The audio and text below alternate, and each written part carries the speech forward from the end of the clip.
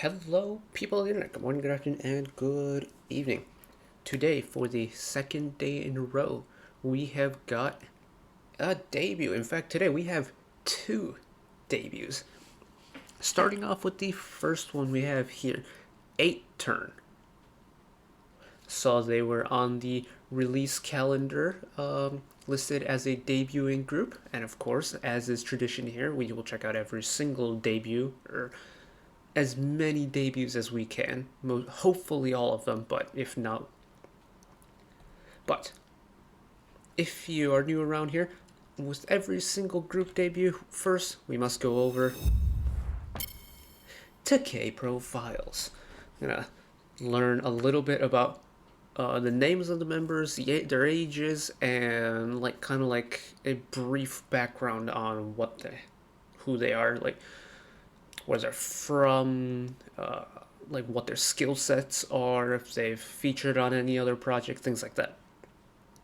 Now, this doesn't mean I will be able to recognize faces to names in the MV right away. That takes me like a hefty number of comebacks to do so. For reference, it took me like 13 months to figure out 17, and I knew 5 of the members already, so that's besides the point. 8 Turn, previously known as BOM, Boys of... Oh, M&H. Very interesting. M&H, the company currently managing Chunga, who spoke up saying that she wanted to leave M&H, according to Reddit this morning, which is tremendous timing for the company, and also former home of now disbanded Bandit, which I'm still sad about, but not everyone can, I guess, succeed in this industry, which is quite sad. But anyways, they're debuting today with the mini album 8 Turn Rise. Okay. I remember Jaehyun, not Jaehyun, Jaehyun. Alex Moon. Okay, we got a Kiwi. July 2002. Let's see. And part of Mix 9. Lana Del Rey. Okay, very interesting.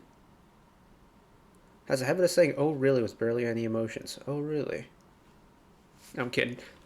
I reckon in variety and reality content that'll be kind of funny to watch. Okay, Myung-ho, Ji Myung-ho, October 01, Korean. Tends to only use one AirPod. I also am a single headphone user when I'm out and about. Another with a catchphrase of their own. Very interesting. Okay. Not much in the way of member details so far, which is slightly interesting. But, October 02. Group's mom. We love a group parent.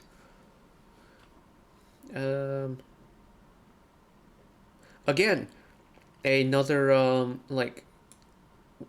verbal habit or like a catchphrase kind of dealio. Okay. Yoon Sung. November 03, sorry. Okay, so we've got a 1-year age gap here. Group's mood maker, pianist. Again, more catchphrases. Okay. Heyman. March 04. Okay.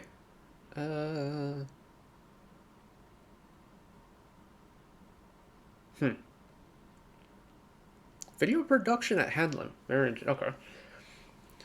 It's always interesting to see someone who goes to like a very, well, what's kind of known as like a K-pop high school that does something other than music. It's very interesting. Might have a creative on her hands. Okay. Kyungmin, October 04. Okay. Tallest 6'1" at 19. Will be 19 this year.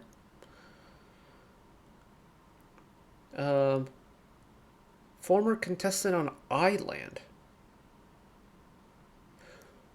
Revealed as a member of An Team but left. Very interesting. Okay, that's an interesting connection there. Okay, Yoongyu. Rapper 05.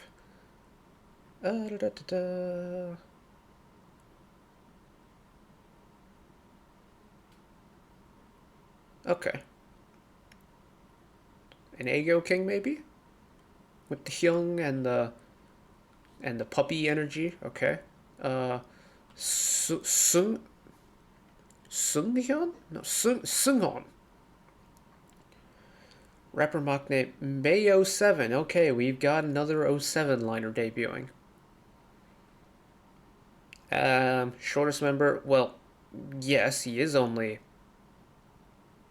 14 currently. Will be. No, he's 15. Will be 16 this year. Yeah, he's still growing. He'll be the tallest member in no time. If Machnes, if like growing Machnes are anything to go by, he'll be the tallest member given a couple years. Look at Jion, for example, from Fromis 9. Yeah, interesting. Whoever made the Kprofiles page for this had a lot of like iconic quotes and like phrases that the members do. I wonder if that'll be implemented anyway. But 8 turns. TIC TAC.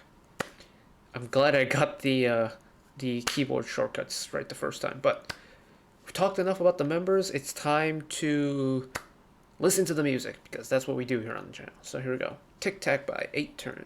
3, 2, 1.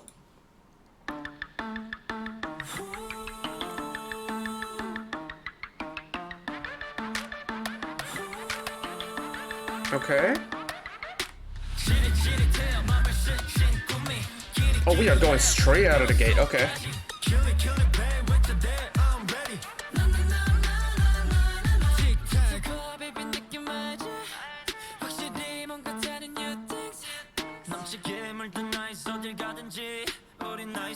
Why is this reminding me of something?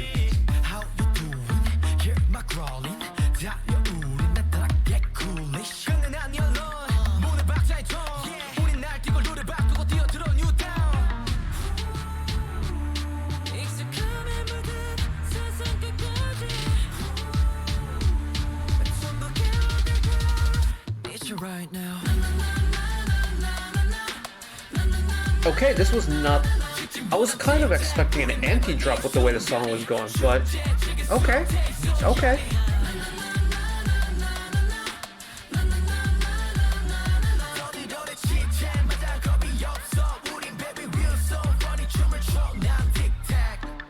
Lots of rapping in this song. And also a fairly expensive MV.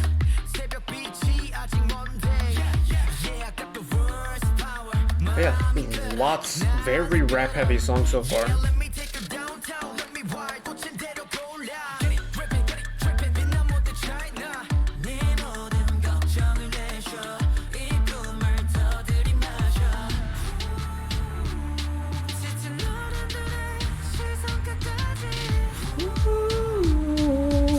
kind of like that in that pre-chorus. I like that melody. I don't know why. It's really satisfying to listen to.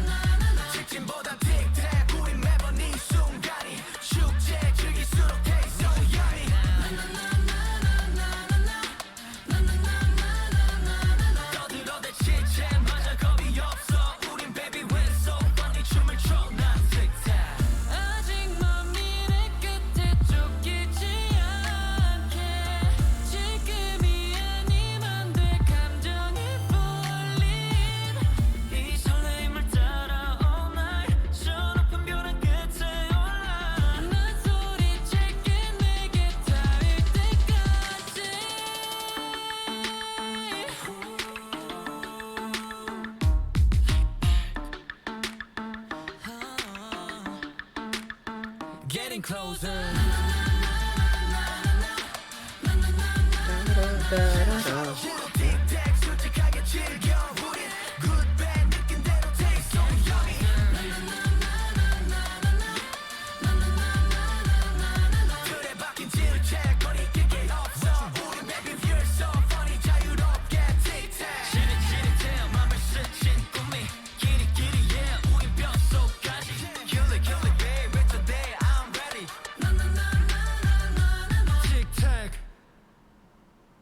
Okay. Okay. Holy strobe lighting, that hurt my eyes a little bit. Okay, let's talk. The song isn't for me, mainly because let me rephrase that. The song isn't exactly what I go looking for with a new song. I'm not much of a like rap connoisseur per se. It's just not a genre of music that I have really like any attachment with. Not to say that I don't like it or can't appreciate it. It's just a musical style that I'm not all too familiar with, and that I'm all not too like confident in being able to analyze and break down. I can take it at a musical sense in that, rapping very much relies on like accentuated syllables and rhythms and syncopations and things like that. I'm more confident with stuff like melodies and instrumentals and things because that's what my background is, like melodies and instrumentals. I played orchestra, I was in choir. But the song itself is, I wasn't quite expecting the song to hit so hard right out of the gate. Like, that was an impactful first statement they made. And considering they had almost both main verses be rap oriented, is a very interesting creative choice. Because usually for pop song, you'd go melody, melodic verse, melodic pre-chorus, a chorus of some sort, and then the second verse is when you usually get the rap verse. But we got rap in both main verses, which is feel like you don't get that much of. Let me lower the volume a little bit more and go back to it.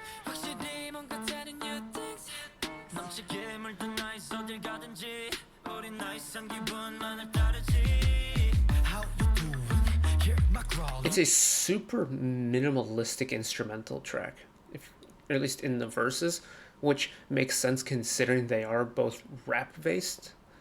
Because with a rap verse, you don't really want kind of a overcomplicated instrumental in the background taking away from what the rap verse is doing.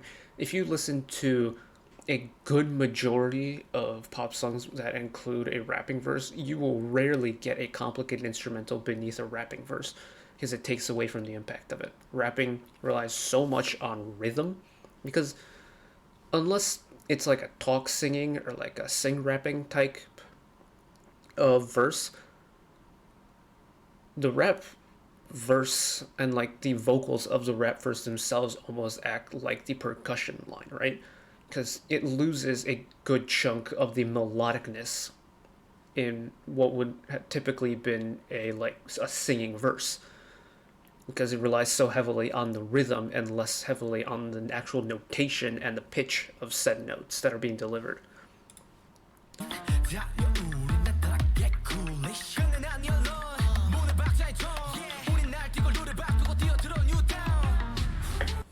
Having said that, you can very much appreciate that the different rappers that they use in the verse have very different tonal pitches. So you have like a lower register, middle register, a little bit higher register.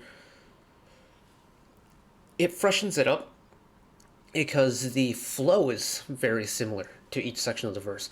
But because the pitch is different, you can tell that it's a different person rapping. And it's another creative way of differentiating throughout the verses by changing the pitch or the tonality of the rapping verse.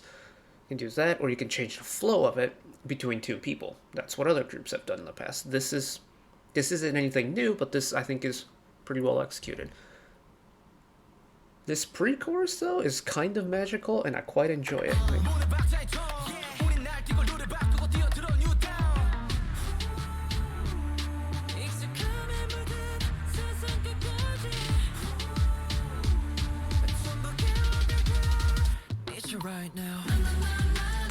I think it's the way there's like a very slight drum fill leading into the chorus where I thought it could have gone maybe like a two baddies style drop. NCT's two baddies. That kind of drop where it's very percussion heavy, very rhythm heavy, and goes like two baddies, one boss, or two baddies, one squad if you're part of like Korean broadcasting. But very surprised that he went with a melodic drop here, because with the way this pre-chorus goes, I was fully expecting an anti-drop or a rapping drop of sorts.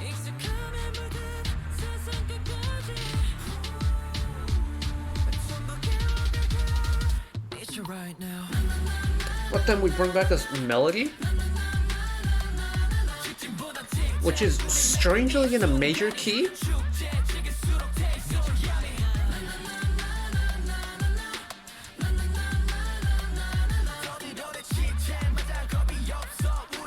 But then when you have this rapping element, when you have a rapping verse, the key doesn't really matter because there's no tonality within the rapping verse. Which I think is why it makes that chorus drop kind of interesting to listen to. For me, it's a little bit jarring, but that's because I'm classically trained. Or not classically trained, but like I'm more familiar and like I grew up around classical music, is that sudden shift from a minor into a major key, usually there'd be either some kind of lead-in into it, or the song style would change drastically to be a lighter, more melodical segment once it gets into the major key, from a kind of like a darker, more emotional, or kind of like a heavier minor key segment. But the style of the music didn't change all that much. It's still that kind of hard hitting. You can tell there's going to be like a very percussive, like rhythmic element to it. But it shifts into this major key suddenly, and I'm kind of just caught here sitting here and thinking like, why are we in this key? And it challenges my musical brain, which I think is good. Everything can't be a hunky-dory and just, very simple and to the point. You gotta have a little bit of variety, a little bit of challenge here and there. They did pretty good with that. And that's pretty much it for like, it's the same thing with the rest of the song as well. It's an interesting debut, and we'll see what M&H decide to do with this group. Because, depending on what happens with Chungha, they will be the only active group, if I'm correct in thinking, out of M&H Entertainment. And what I worry is that this is a sound that is not rare. Like, this is a sound that's been done before. Do they have what it takes to stick out from the rest and like punch clear? Because many people thought Bandit had that little extra oomph to just punch clear Nugudum, but unfortunately they didn't have enough of it, and they disbanded last year. And I'm hoping that M&H can actually manage this group properly, because whether it be Bandit or Chungha herself, City Company has not had a great track record with their group and their artists. So, wishing the best for them, only the best for them. Congratulations on debuting, gentlemen, and yeah, best of wishes moving forward. But that's it for me today. I don't know why debut videos go on for so long for me. I know we go through Kprofiles and it takes like 5, 6, 7 minutes at the beginning of the video, but I don't know why this ended up being 20 minutes long nearly, but anyways, that's besides this point. We'll continue to watch debuts as new artists join the K-pop scene throughout the year. Every single one of them we'll try and check out here. And just like today, with 8 Turn, continued to talk about it, their musicality. And yeah, just enjoy new music. But that's it from me today. Thank you all for watching. If you did enjoy and want to see more, channel icon is up there. You can find the back catalog of stuff watched in the past. Drop a subscription if you want to keep up to date with whenever I upload new videos. And if you want to watch another video of mine right away, YouTube recommends you watch that video down there. And until next time, bye-bye.